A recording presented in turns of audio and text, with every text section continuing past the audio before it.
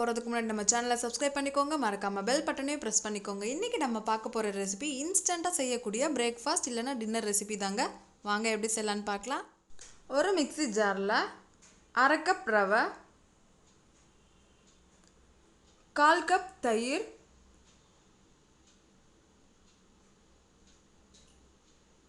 பாதி பல்லாரி வெங்காயம்,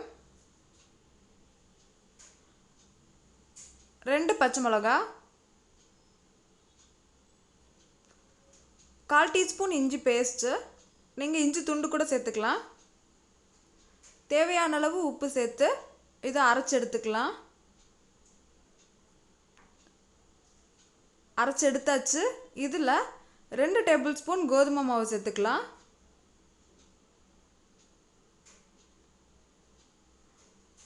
இதையும் அரைச்சி எடுத்துடலாம்.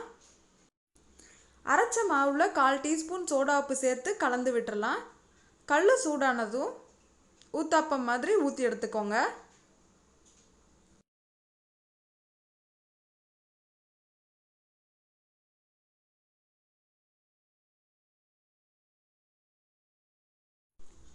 தேவையான அளவு எண்ணெய் சேர்த்துக்கோங்க. ஒரு பக்கம் வெந்துச்சு, மறுபக்கம் திருப்பி போட்டுடலாம்.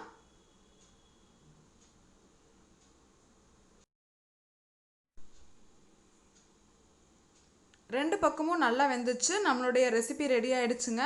நல்லா சாஃப்டாக இருக்கும், டேஸ்ட்டாக இருக்கும். இதே மாதிரி இன்னொரு செட்டு ஊற்றி எடுத்துக்கலாம்.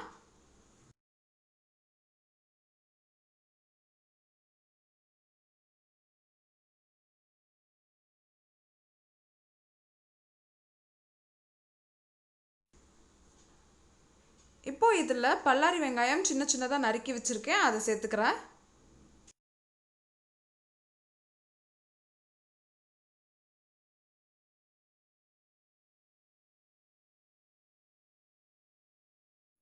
தேவையான அளவு எண்ணெய் சேர்த்துக்கோங்க.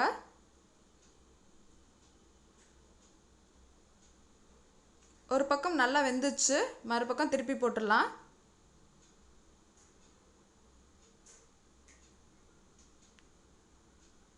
ரெண்டு பக்கமும் நல்லா வெந்துச்சு. நம்மளுடைய டிஷ் ரெடி ஆயிடுச்சு. அவ்வளோதான், ஈஸியாக ரெடி பண்ணிடலாம். நீங்களும் வீட்டில் செஞ்சு பாருங்கள். செஞ்சு பார்த்து எப்படி இருக்குன்னு எனக்கு கமெண்ட் பண்ணுங்கள். வீடியோ பிடிச்சிருந்தா லைக் பண்ணுங்கள். மறக்காமல் உங்கள் ஃப்ரெண்ட்ஸ்க்கும் ஷேர் பண்ணுங்கள்.